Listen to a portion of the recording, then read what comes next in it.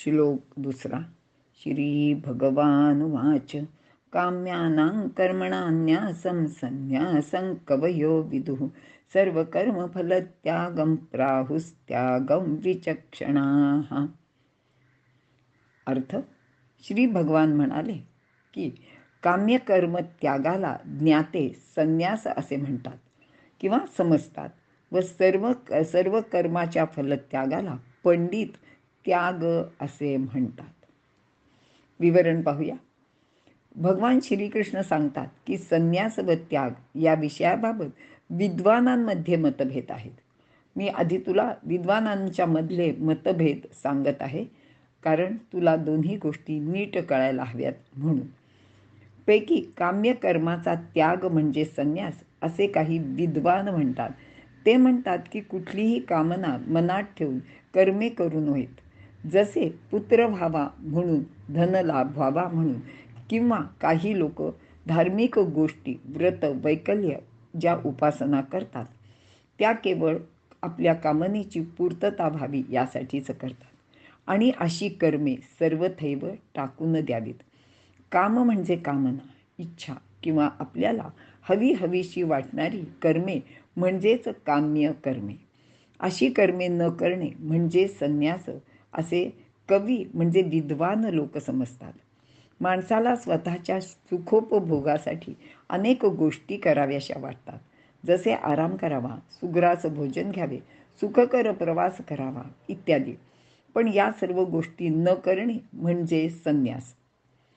त्याग शब्द सर्वच कर्माच्या फलाच्या त्यागाला लावावा असे विचक्षणा करणारे पंडित म्हणतात. आता विचक्षणा म्हणजे काय, तर खूप खोलवर साधक बाधक विचार करून, मीमांसा व छाननी करून ती गोष्ट पाहणे आणि त्याबाबत मग निर्णय घेणे. गीतेची सर्व शिकवण कर्माचा त्याग न करण्याची आहे, पण कर्मफलाचा त्याग करावा असे मात्र गीता आवर्जून सांगते. सतत कर्म करताना काही कर्मांचा त्याग सुद्धा करावा असे भगवंतांनी सांगितलेले आहे. मग नेमकी कोणती कर्मे करावीत व कोणती करू नये हे कळण्यासाठी, तसेच जीवनाची दिशा स्पष्ट करावी म्हणूनच अर्जुनाने प्रश्न विचारला आहे व त्याला नेमके उत्तर मिळण्यासाठी भगवंत सर्वप्रथम विद्वानांची मते अर्जुनाला सांगत आहेत.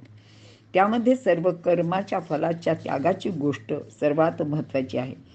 कारण फलत्यागामुळे काम्य व निषिद्ध कर्म उभे राहू शकत नाही. कारण असे कर्म कृत्रिम, तांत्रिक किंवा यांत्रिक क्रिया नाही. अशी कर्मे निश्चयपूर्वक सातत्याने करावी लागतात. तो एक अभ्यास आहे. तो आपल्या मनात व कृतीत भिनावा लागतो. त्याशिवाय त्याचे आचरण होऊ शकत नाही.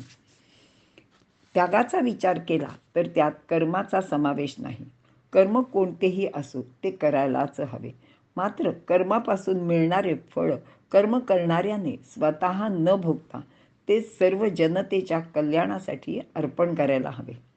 त्यागाचा हा अर्थच खूप महत्त्वाचा आहे.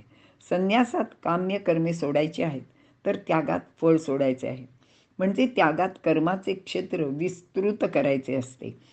संन्यासापेक्षा त्याग चांगला आहे, पण तो कठीण सुद्धा आहे. फलभोगाच्या इच्छेने संग्रह करण्याची प्रवृत्ती वृद्धिंगत होत जाते. त्यागात ती नियंत्रित होते. तसेच कर्मे करून फलत्याग केला तर साधक निर्दोष राहतो आणि हेच त्यागाचे मुख्य वैशिष्ट्य आहे. कारण त्यागी काम्य कर्म करूनही संपूर्ण कर्माचे फल इतरांच्या कल्याणार्थ देईल. त्याचे हातूनच सत्कर्म होत राहील. इथे आपण थांबूया.